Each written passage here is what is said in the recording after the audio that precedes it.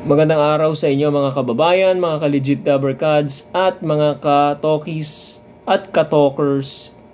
Welcome na naman po sa ating YouTube channel, ang Talking Toshi TV.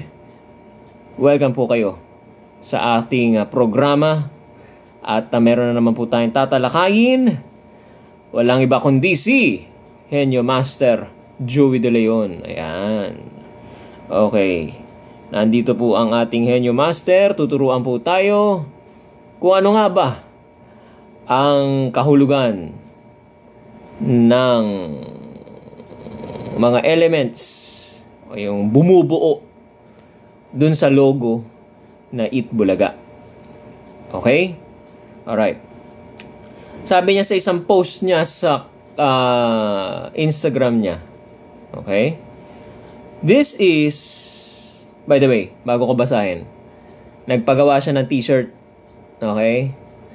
Itbulaga. Yung original na Itbulaga na logo. No? Kung mapipicture ninyo. No?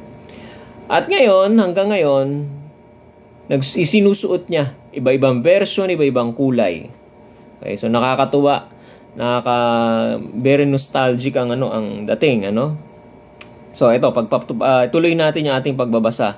Sabi niya dun sa Instagram post niya, This is the 1980 Itbulaga logo I helped design.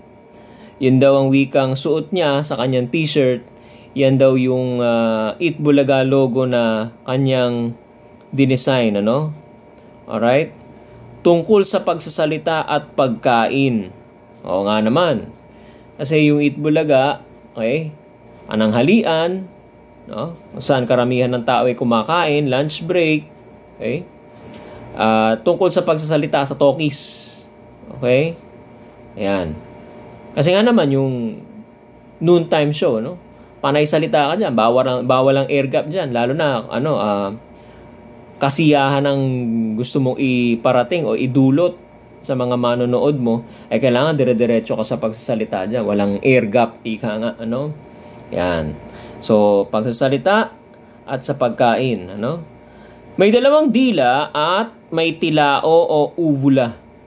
Okay? Yung kuntil sa lalamunan.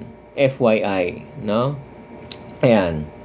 So, dalawa ang merong portion dyan sa logo, naka-arrow naman siya, Yung dila at yung tilao or uvula o uvula. And yung kuntil doon sa lalamunan natin, 'di ba, mayroong sa malapit, 'di ba, parang may arko doon. Parang nakahang doon sa gitna. Okay, kung titingnan niyo yan sa salamin, ayoko namang ipakita dito sa camera. Baka naman kayo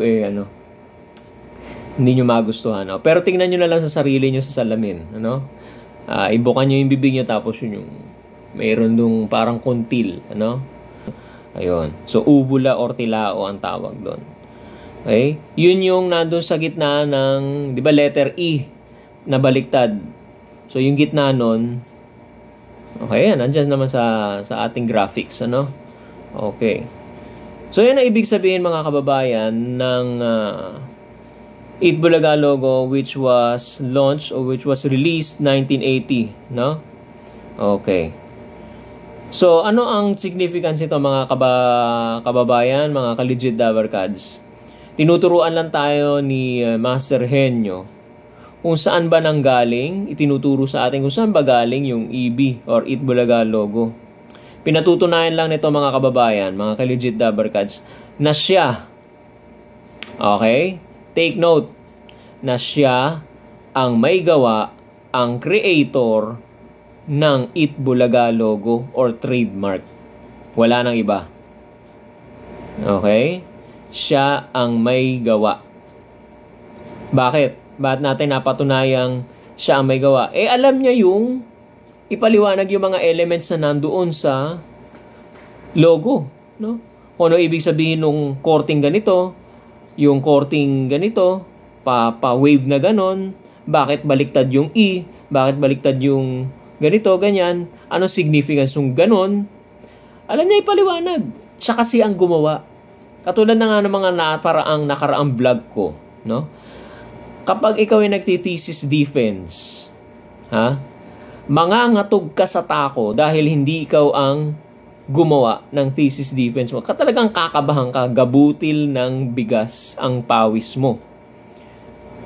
Hindi kasi ikaw ang gumawa ng thesis mo. O babaan natin ng konti.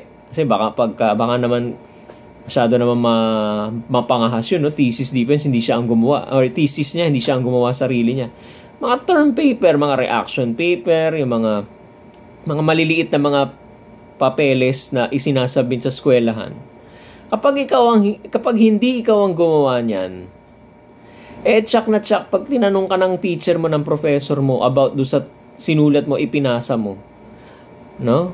At hindi ka nakasagot, isa lang ibig sabihin nun, hindi ikaw ang gumawa nun.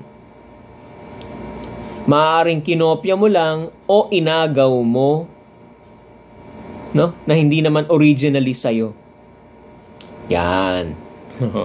Yan. Hindi originally sa'yo, kinopya mo, okay? O may gumawa para sa'yo.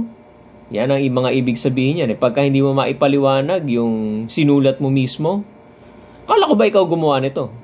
Yan. Yan lang ang ibig sabihin yan. Ano ngayon ang gusto ipahiwatig ni Joey De Leon sa atin? Ako ang gumawa niyan. Kaya ko ipaliwanag kung ano yung mga elemento niyan, no? Kung saan na papunta, ano yung kahulugan nito, nung ganyan, okay, bakit ganito, bakit ganyan. Isa pang gusto kong i-point out dyan sa logo na yan. Kung mapapansin nyo, yung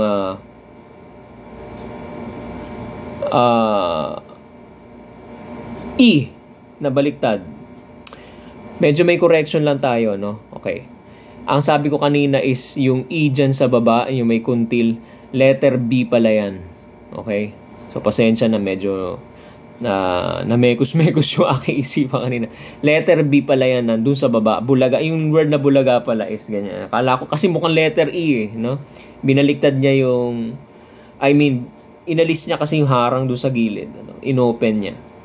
So, kaya mukhang number 3, Okay. So, akala ko letter E, Yan pala yung letter B ng bulaga. So, may dila rin yan, may uvula or tilao. Tapos, dila rin doon sa ano ba letter? Letter G yata, Okay. Hindi ako nagkakamali. Ngayon, yun doon sa taas, yung EAT. Since they started broadcasting their show, noontime show, sa Channel 9, mapapansin yung letter E at saka yung A, magkabaliktad silang 9. Okay, parehong 9. Okay? Yung pwesto nung letter E, korting 9 siya, na flip side, no? Yun namang A, baliktad ng 9. Nakataob siyang ganun. Okay? Because they started their careers, or they started the show started airing sa Channel 9, sa RPN 9. Okay? Then eventually yun, lumipat sila ng Channel 2, then Channel 7, and then finally Channel 5. So ilan yun? 9, 2, 7, and 5. 4. No?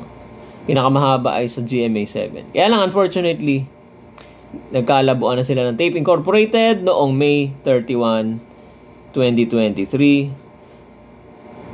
And the whole thing happened. Nandiyan na sila ngayon sa TV5. And nakikita nila ng TVJ na dito na magtatapos. Kung magre-retire man kami, dito na po. 50 years ang target nila. 5 years, or Channel 5, 50 years. Yun ang mga numerology nila dyan, Okay, and dyan mahilig si Master Henyo, Joey De Leon. So, yung mga gustong umangkin sa logo, yan, tinuturuan na kayo. FYI daw. Ayan ang ibig sabihin ng Eat Bulaga logo. For your information, baka hindi nyo alam yung mga gustong umangkin dyan. I-take note nyo na, mga kababayan, mga ka-legit Dabbercads. So, yan lang po, mga ka-legit Dabbercads. Salamat sa inyong patuloy na pagsuporta sa ating channel, YouTube channel. Like nyo lang po itong video na to. At mag-subscribe. Kung hindi pa kayo nagsusubscribe sa ating YouTube channel, kung bago lamang po kayo, at i-follow at i-like nyo na rin po at i-share ang ating Facebook account, no? Talking Toshi TV. Maraming salamat po mga ka-legit Dabbercads at mga kababayan. Ingat po tayo lahat. God bless.